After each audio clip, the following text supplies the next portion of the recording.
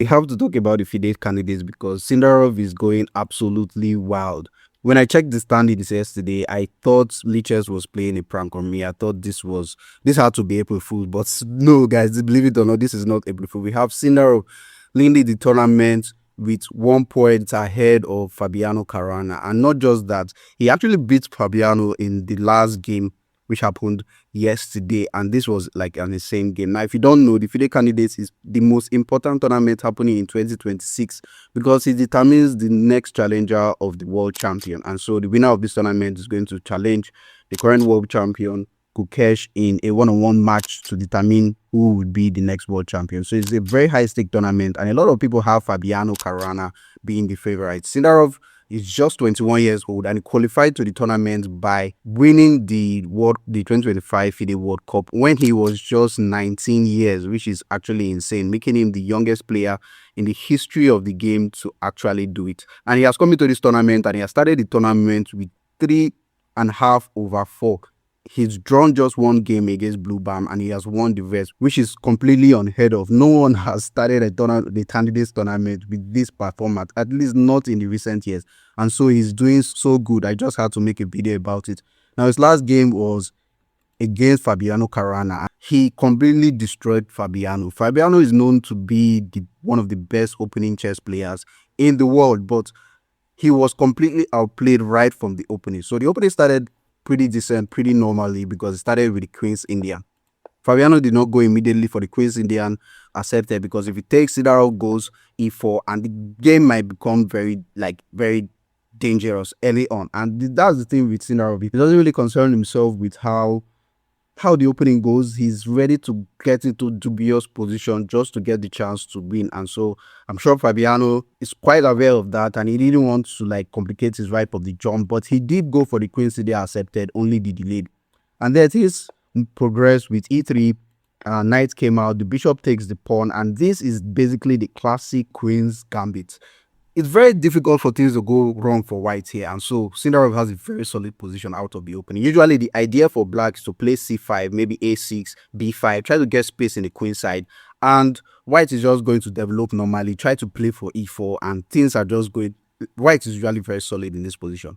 So things progress with the standard plan. Fabiano goes knight c6 before playing a6, and probably the idea is to go knight a5 and attack the bishop and see if he can get c4 for himself.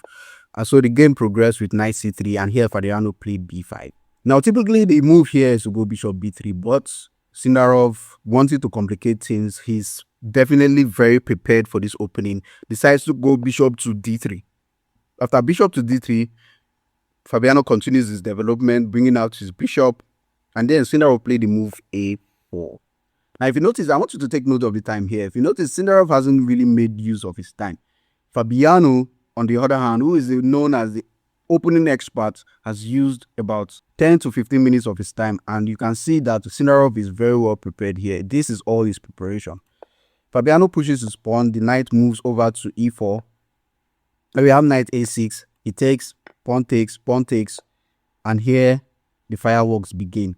Knight to b3, attacking the rook. Still, notice the time. Fabiano has used over 15 minutes off of his clock, and Sindarov has barely used any of its time. Now he plays knight d3, attacking the rook. Now the first instinct for most people is probably to move the rook away, probably move the rook to b1, but no, Sindarov doesn't do that. He attacks the bishop. Now the idea is that if he takes, attacking this, and there's a lot of problem going on here because after the bishop takes a6, and this position, believe it or not, white is completely winning. However, Fabiano did not go for that. Instead, he took the pawn first.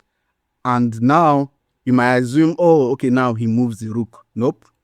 He plays knight to d4. You see that? That's the thing with Sindarov. He is insanely tactical. He's ready to sacrifice enormous amount of pieces just to get the attack. And I think that's what differentiates a lot of these young stars from the veteran like Fabiano. Fabiano will try to keep things solid, not try to take too much risks. But Sindarov is quite the opposite. He's ready to take a lot of risks in the position just to get the chance to get an advantage and potentially win the game. Now, you might be wondering, why not just take it now? Well, it's still the same issue like the previous time, because here white can simply capture the bishop, and if queen to b6, the knight comes back, and this knight doesn't really have a way to jock up out of this place. white is probably going to play bishop to e2 and get the knight, and here he will have basically two pieces for the rook, which is not good. And so Fabiano decided instead to capture this knight. Sindarov takes the knight, rook to g8, g3, and here, in fact, from the previous move, I think from here, the engine has already suggested that black takes the pawn on d4. Now, you can understand Fabiano's fear is if he takes, the bishop is going to come out with tempo, he moves his queen back, and Sindarov pieces are so active. And this is what he wants. I'm definitely sure this is what he wanted out of the opening, for his position to be like so active, and there will be room for a lot of tactical possibilities, and he would have the chance to win the game. But he didn't take it right away. He played rook to g8. Now, take a look at the time again. Sindarov has used barely, is this just about 8 minutes, and Fabiano has used more than an hour on his clock. But for the first time in the game, Sindarov decided to pause and think, because I'm sure he has gotten the most out of what he had prepared out of this opening, and so he took his time out to determine, because the rook currently is, and the rook and the bishop are eyeing down on this pawn, and so he's probably contemplating whether to go bishop to e4, whether to go d5, for do something crazy. But at the end, he decided to go g3, stop this attack happening, which kind of looks scary, honestly, because the queen and the bishop lines up with this dark square. But believe it or not, that is not much of a problem. And so here again, the engine says black should just go for it, just take the pawn. Caruana is still scared of this kind of all these shenanigans, but this is the best bet compared to what happened in the game. In the game, he played it in major inaccuracy, which is f5. Sindarov played bishop to c4, activating his pieces and making sure everything is well developed. And again, Caruana had the choice of taking here, but he didn't. He instead decided to bring his rook and activate his rook. Now, if you notice, black king is stuck in the center. He can't castle this way because, this entire queen side is pretty weak, and he has moved this rook. This bishop is not very active at the moment, and so the king is stuck here in the center, being guided by these pawns. Well, since Fabiano has decided not to take the pawn, Sindarov finally defends it, and now he has all his pieces are coming into the game, and they're coming in pretty fast. Bishop to d5, the rook comes into the game. Bishop to e7, and we have bishop takes a6. Not the best move per se, but almost everything works in this position, because now Sindarov is up a pawn. So Caruana has 1, 2, 3, 4, 5. Sindarov has 1, 2, 3, 4, 5, 6. So he just stole a pawn.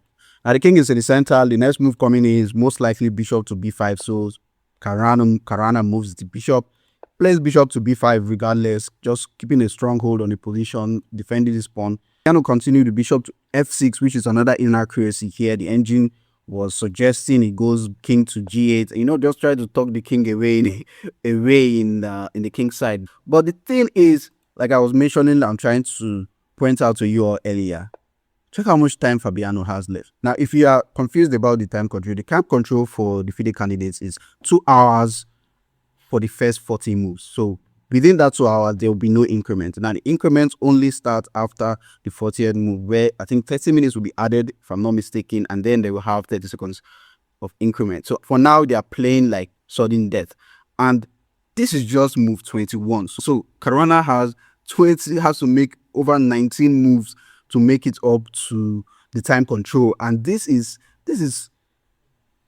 just 6 minutes. Like, he needs to make 20 to 19 moves. I think this is move 21. Yeah, so he needs 19 moves to make it to the time control.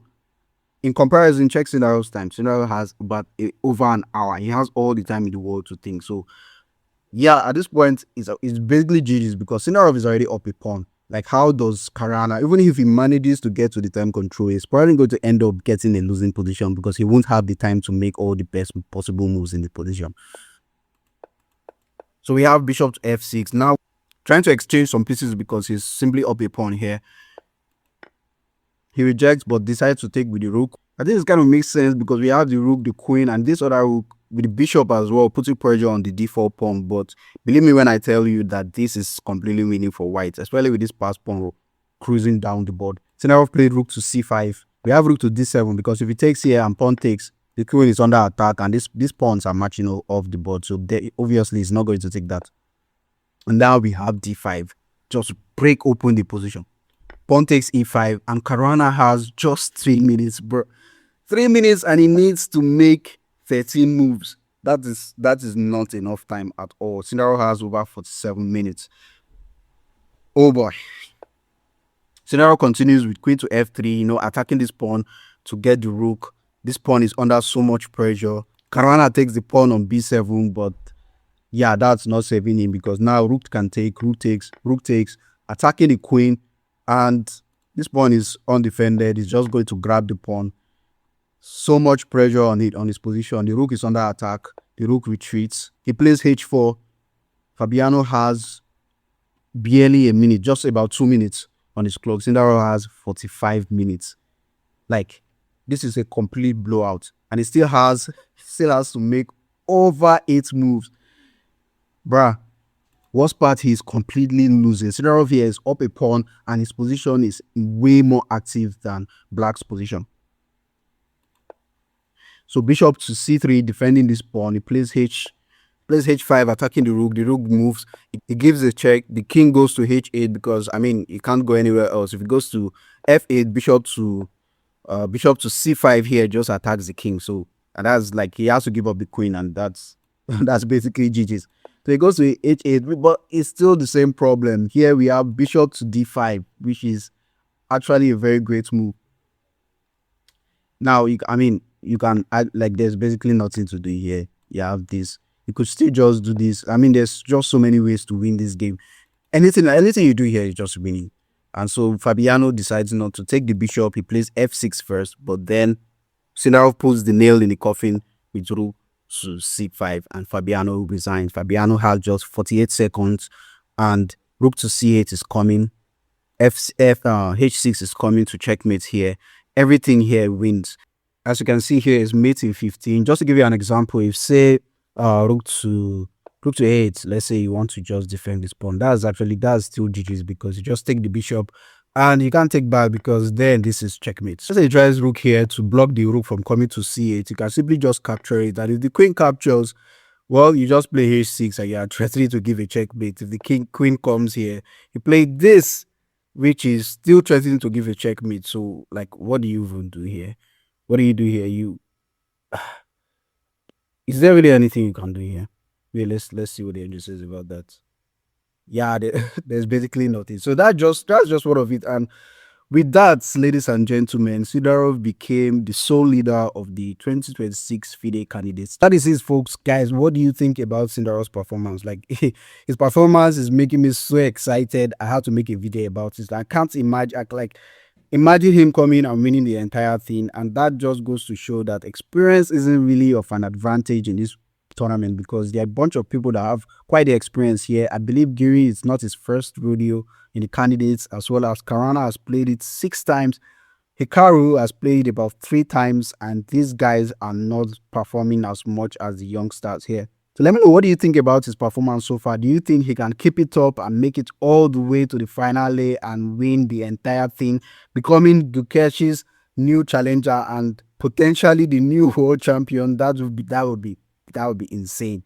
Yeah, but I still have faith in Caruana. I'm really hoping he's able to buckle things up and try this time. Yeah, that is it. Let me know what you think. Leave your thoughts in the comments below, and subscribe if you haven't already, as I'll be dropping a lot of videos coming up. Yeah, thank you all for watching.